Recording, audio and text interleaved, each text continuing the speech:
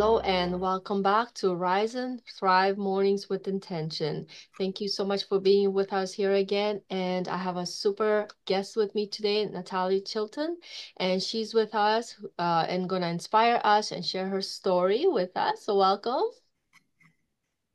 Thank you, uh, Eva. I was trying to get your name right. It's okay. It's okay. So welcome so much. And Nattolie, please tell us a little bit about yourself, a little bit about your background, please. Sure. I've been writing my personal story for 10 years. Um, and I'm a therapist and an activist and a farmer's wife. And so one of the things that means the most to me is, well, first of all, that people stop keeping secrets. And the other thing, so my website is breakupwithsecrets.com. And the other thing is I had submitted a picture to, it was called the Trafficking Hub campaign to dismantle Pornhub. And that is a passion of mine. Layla Mikowaite is a hero to me. So that's who I am, originally from the West Coast, Vancouver, and I live in gorgeous northern Alberta. Wow, so pretty much you're almost next door to me. I'm just down the road in Edmonton. So what a small world. Please tell us what inspired you to write for the Ripple Effect of Impact, which is the book that is actually coming out very soon, August 20th. So we can't wait for it to launch on that day. We're super excited. So what inspired you to join this beautiful collaboration book? Well, Kathy Dirksen reached out to me, and we've been connected for a long time on LinkedIn. And I've just been, well, first of all, I respect her a lot. And I thought, okay, well, if I release a chapter, just one chapter, maybe this will help me with my full book. And the title really appealed to me, is The Ripple Effect. And what is, that's a question I hadn't considered deeply. What is my ripple effect? And so it was a big challenge, and more challenging than I knew at that time when I committed. Wow, So that's I wanted beautiful. to share, yeah, I wanted to share what that was and find out for myself, actually. Exactly. Unless you do something, you won't really know where it's fully gonna take you. So I totally understand that. What is the core message you hope readers take away from your contribution to this book, from your chapter, of course? Well, Eva, that wasn't the most clear. You'd think that you would have a clear idea of what that was, and I thought that I did. So part of my history was, domestic violence and other abuse things, and I started writing about that, and just like a few different experiences, and I literally spent about 40 hours working on those things, and it just wasn't right. It's like, that is not my ripple effect. That may have been other influences, but that's not the mark that I'm leaving. And so as I delved deeper into myself, I realized, the supernatural is a huge part of my story. I grew up, we had a ghost in our house. And my mother saw things, spiritually, which she didn't want to see, but she kind of cut herself off from that. But I realized the supernatural was the biggest impact that I would have. And I had a profound experience in 2000 where the presence of God Himself made Himself known to me visually and kinesthetically. I felt, I was touched in that way. And I thought, there is no greater impact than for me to share that, as human beings, we are not alone. And I believed that I was alone for so long. I was cut off, just very isolated person. And I felt abandoned like an orphan on this earth for decades. So for me, what a breakthrough to realize I'm supported. I am totally supported and never alone. So that's why I shared Touched by the Supernatural. And it inspired me as I wrote it, and just the journey of my spiritual journey of the different ways that, other people might call higher power. For me, it's God.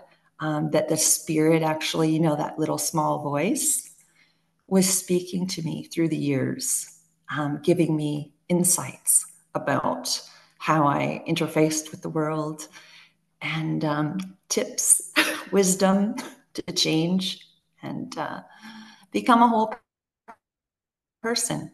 So brokenness was a huge part. And as that relationship has grown, it's just been increased wholeness and security and confidence. So Wow. I Yes. am excited for others to read it. Yeah.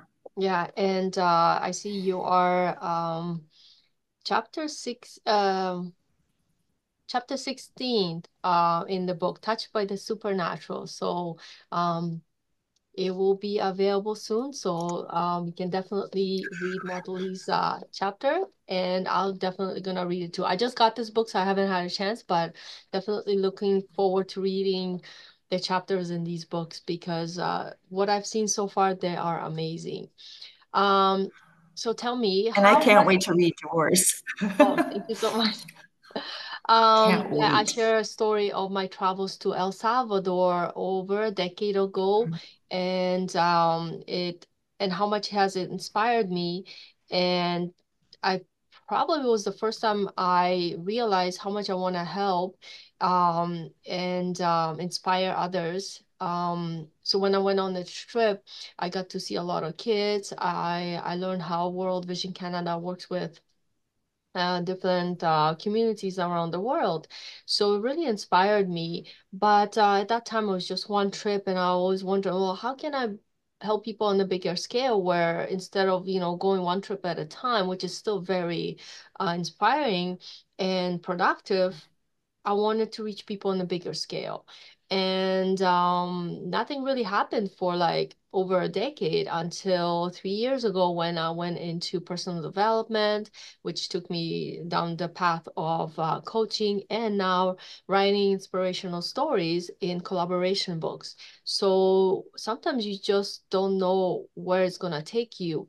But when you keep the light on and opening your heart to different possibilities, anything is possible. So, like you had your own journey of searching and finding God and, things like that. Everybody has to go through their journey. And it is truly amazing to where it can lead you. So, how has writing for this book impacted you personally more and professionally? This book has been absolutely huge with the connections that I've made with yourself, with Kathy, with Sine, especially. These are the people that I've spent the most time with. And it's so empowering just to open myself up to expressing more. So for me, as a clinical counselor and NLP, hypnotherapy, I'm really launching into that, into supporting, survivors of different things and just people overcoming whatever it is. And so I feel like this ripple effect is totally, it's like a tsunami, like a very big wave in my life.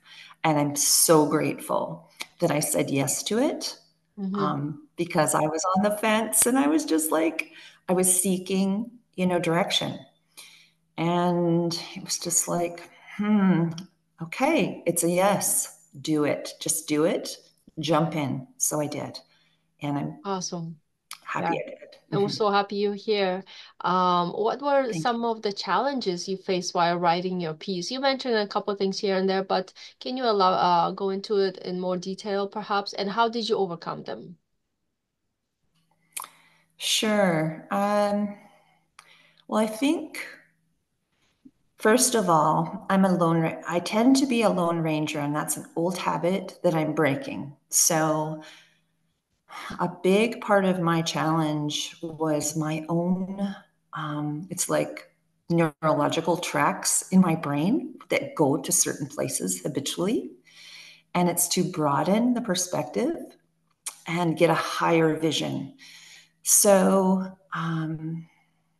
after writing and writing, I finally felt like I got on the right track and I invested so much time, literally 30 hours, writing this piece. And I reached a level that just felt impossible. Like I was breaking down. The timeline was there. I needed to submit it. And I really felt like I had put everything that I had into it. And then I thought, my editor. So I reached out to my editor, April, and gave it to her. And she just gave a few words to bridge. She helped me to just helped me. And the fact that she was like holding my hand. So that's why I would recommend getting coaches. I didn't start getting coaches regarding my writing until late 2023. And I've been at this since 2014. So I feel like the overcoming part is having the support, having somebody that there's like a heart connection and somebody who understands the content. And that just put me at ease. It Yes. gave me so much comfort just to know I don't have to do every single thing. And so I would recommend that reach out for support if you're doing something that's just out of your comfort zone. And this has been out of mine. Mm-hmm. And definitely. So I remember when I did my first collaboration book in Midlife Awakening, um, I've always wanted to write something, but it wasn't really coming. I sat on it for decades, or maybe just 2 decades. And then when I started writing, I'm like, what do I write? Like I was like deer in the headlights. But you know what? I had an editor too because I was writing something else at the same time.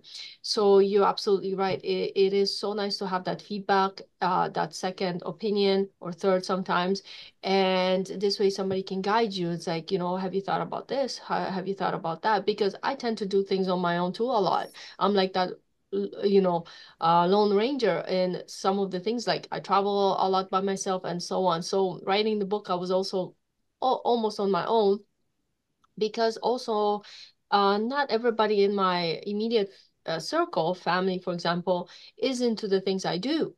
So of course, sometimes you have to go out of what the norm and go out there, find people who share the same inspiration, things they want to do, and so on. So you can get ahead much faster, instead of like, oh, what do I do next? So yeah, my first book, I was also like, in a way, deer in the headlights. But when I did my second one, I was like, hey, this isn't so bad. This is actually easy.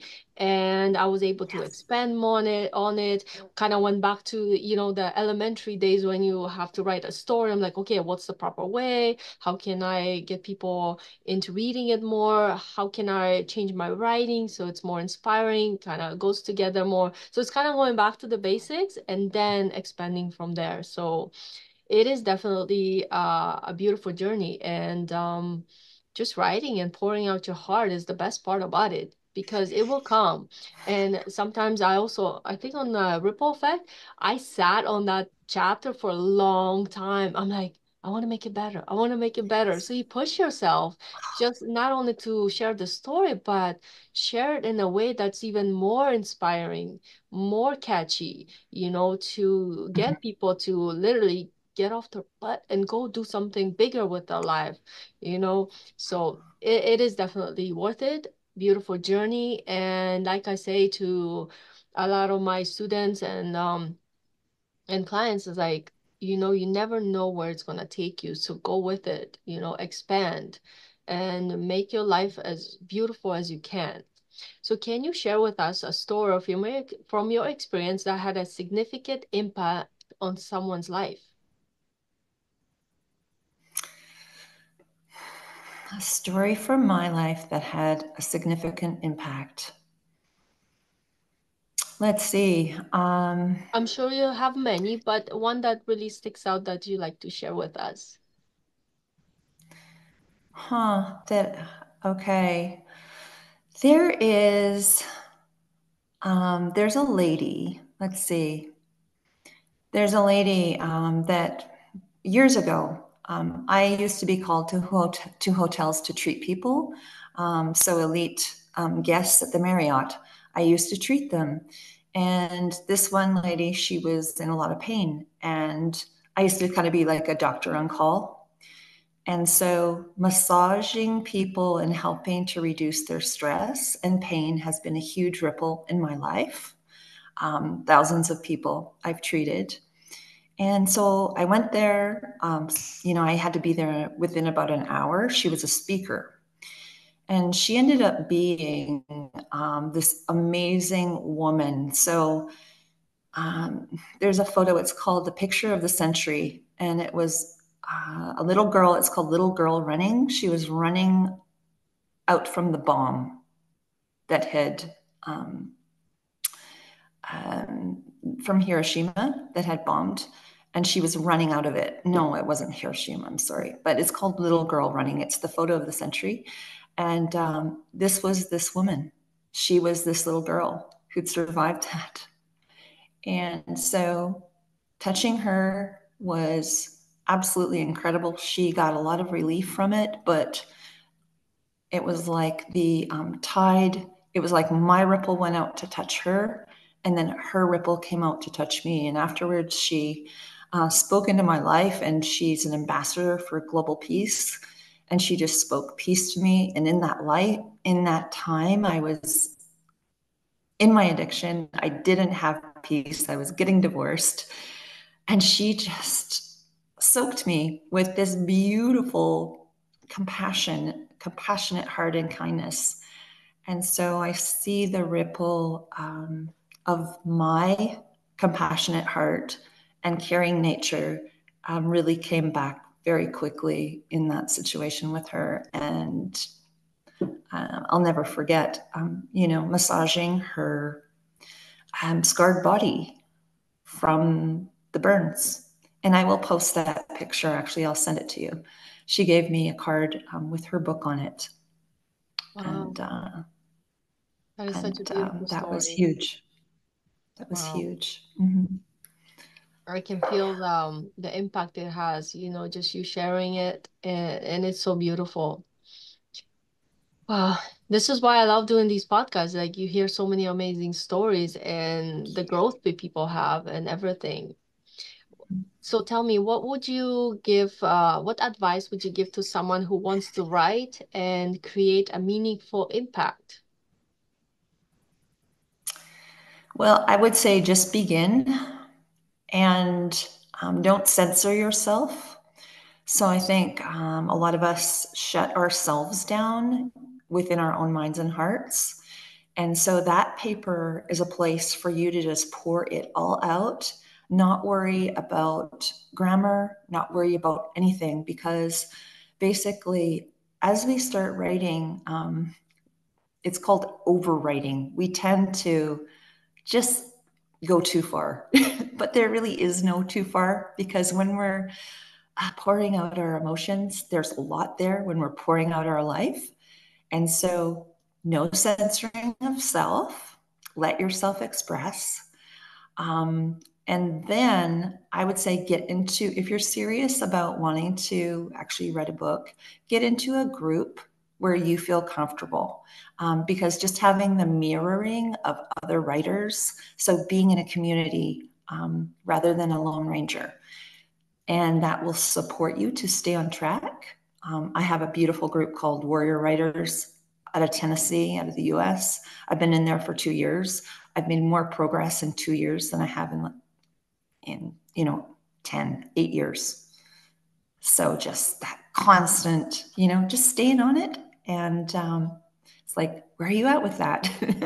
Are Yeah. you writing? Because writers write, right? We're supposed to. Yeah. Exactly. And that is so true. Being part of groups does really help. Like I'm in various different groups, depends on my because I travel a lot, so I'm in those groups. I'm also a writer, so I'm part of Action Takers Publishing meetings, monthly meetings, and you are as well. And you can also join us too if you like to see what it's about. We have monthly meetings, so you can always reach out to us and ask how you can get involved. And then so many other groups that I love belonging to because they inspire me. Sometimes we don't have the immediate support like right here and for example, in our community here, but there's lots of communities out there. And believe me, if I didn't meet the people I did 3 years ago, I wouldn't be sitting here with you having this chat. So it's amazing where it takes you, when you start opening your heart, whether it's pouring your heart on a paper or reaching out there and starting speaking to people, you you you'll be amazed where you can end up and doing things. Who knows? Like in a year from now, I can tell you where I'll be because like I've come to a point where it's like I'm unstoppable and I'm gonna keep doing things I love doing. And I'm not gonna let the, light dim anymore. I did for a long time too when I was growing up. There were certain aspects of my childhood and that got in the way. And because I let it get in the way, now I know better. So going forward, you know, I'm in charge and no longer dimming that light. And I want people to know that there's always groups out there you can reach out to, people you can talk to, so many resources. We just have to take that first step and go after what we truly want. So, do you have any Yes. daily practices or routines that help you stay focused and motivated? Focused and motivated. Okay, well, the number one thing would be my faith.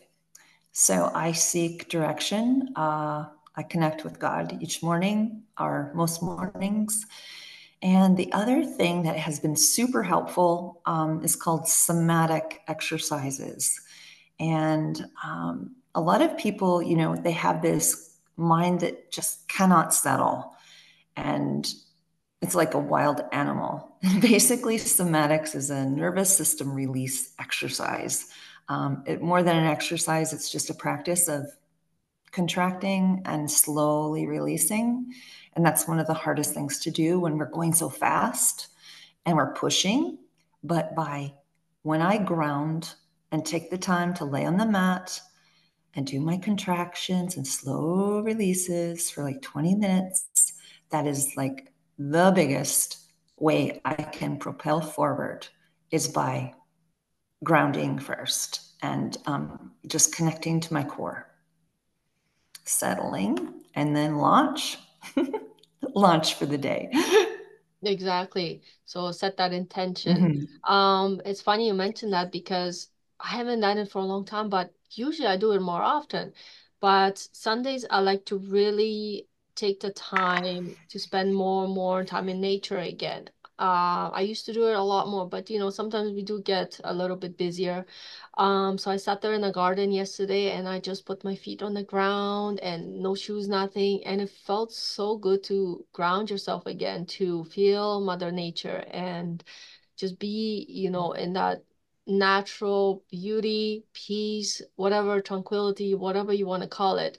It felt so good to go back to it. I'm like, why don't I do it more often? So going forward, start doing it more often because it is really That is important. so good. Yeah. Me too. Nature. I'm surrounded by nature, so I'm Yeah. always going outside to soak it in. Yeah. Yeah. Thank you And, so much. we are outside, but sometimes we just like we rush. Gotta go here, gotta do this. And it's like, oh, stop. Take that time, even if it's just few seconds, reground yourself. I remember when I used to be little, I used to lay down on back home, on because we used to have a farm too, and just watch either the stars at night and just count them or daydream and look at the clouds and like, oh, this one's in this shape, this one's in that shape. And sometimes you gotta go back to that youthfulness, that easy spirit, and give your mind a break from the busyness because we're constantly, if we're not on TV, we're on a phone. If we're not driving, we're doing something else. Our minds need the break, natural break. They do. Yeah, They yeah. do. So Yeah. it's a constant reminder. It's right in front of us, but sometimes we just too busy, right?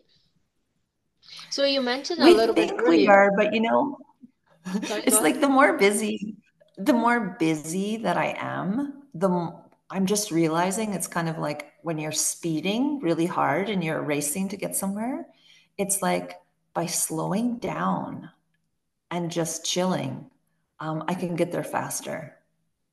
You took the words out If of I my just mouth, actually. take that break, just, yeah, take a breath. And Yep, then it's like you reorient to your true north, and yep, then you go again. exactly. You did mention a little bit earlier about writing maybe a book. So tell us, are there any upcoming projects you're working on? Anything you'd like to share a little bit with us? Oh my. Well, what is so incredible is that the Ripple Effect's coming out on the 20th of August, and my personal book is launching September 25th. It's called Unsilenced: Reclaiming Our Voices from the oppressors in our life. And so my 10-year project is finally coming to be released. So I'm really Congratulations. excited. Oh, Oh, I'm I'm so so excited excited. for you. I've been holding this thing for so long. I'm ready to release it. Ready to let it go and be wild Mhm. and spread and impact people all over the world. Yay! Oh, I'm so happy for Yeah. you, and I can't wait to see it and read it and cheering you on, my dear. Um, how do you personally define success, and how has that definition evolved over time for you? My definition of success, for much of my life, and I keep going to the darkness, but I spent a lot of time there. So before, I never really had a definition for success. So even when I got my neurolinguistics degree, I still felt like I was losing. I felt like a loser deep in my identity. So my definition of success, I think before, people pleasing was too big in my life. I was, it was like I got my feeling of success by taking care of others, by being outwardly focused. So even in my counseling degree, in my massage practice, just everything, I felt bolstered through those things. And now my definition of success is, and I keep repeating that because I need to get it into myself even more, is accepting myself more is success for me. And being more loving. So truly loving. So loving to myself and loving to others more and truly. So for me, that's my definition of success. Because if I can be patient, if I can reserve judgment upon others and resist lashing out in anger, there's a lot to be angry about in this world. But when I'm able to actually raise my level, and have compassion versus judgment. And I see compassion and love. So that's it. Being a compassionate and more loving person is my idea of success, and being who I am. Yes. And that is true. Like, That allows me. yes, and it's true. We gotta love ourselves first, because if we're not loving ourselves, how can we possibly share that, out there? So I personally have created a program that is called Self-Love, as well as self-concept, to help people get to the next level by going deeper within, and having that confidence about themselves. Because I personally too, I have didn't have it for a long time too. I used to be also a people pleaser to some extent. And, Mhm. after, intensive, personal development programs and other things, like, you start turning the table around and caring for yourself more, not from a self point of ego, but from the heart and soul you're meant to come from. So it is very important to take care of ourselves first, and then we can help others. So our podcast is called Rise and Thrive, Mornings with Intention. What does this title evoke for you, and how do you see the importance of starting the day with intention? You mentioned a little bit earlier, so to wrap it up nicely, let's hear some words of wisdom. Rise and thrive. Well, first of all, I love that. Um, so setting that, just those words in themselves, because I really feel like we build our life upon our the words that we meditate upon, or that are even in our mind at all. So deciding, for me, it's like, this is the day that I've been given. I'm going to like be happy in it. I am going to make the most of it. Um, and intention, just wanting to express my highest, um, like to engage with the divine connections of that day. So whatever person is put before me, whatever opportunity, I want to, um, I want to connect with it and make the most of it. Just, it's like almost like a pinata, just like connect and make it bigger and be full of life. So I don't know if I answered your question, but No, that's absolutely beautiful, and I love that. That is very profound and deep. So thank you for sharing that with us, Natalie. And we will share thank you. the biography and links how you can get in contact with Natalie. So thank you so much for being here with us today, and thank you for your time. Stay tuned, and as there's amazing things coming, so follow the channel and subscribe, as well as follow Natalie, as she has so many upcoming events. If you like to reach out to her, we'll post all the links to get Thank in you. touch with her directly. So thank you so much, Natalie, for being here with us. I loved your stories, and they inspire me to even go out there, do even more with my own life. So hope you got some beautiful insights from today. So thank you so much, Thank you. and catch you guys soon again. Have a beautiful day. Thank you so much. Thank Bye. you. Take care. Bye bye.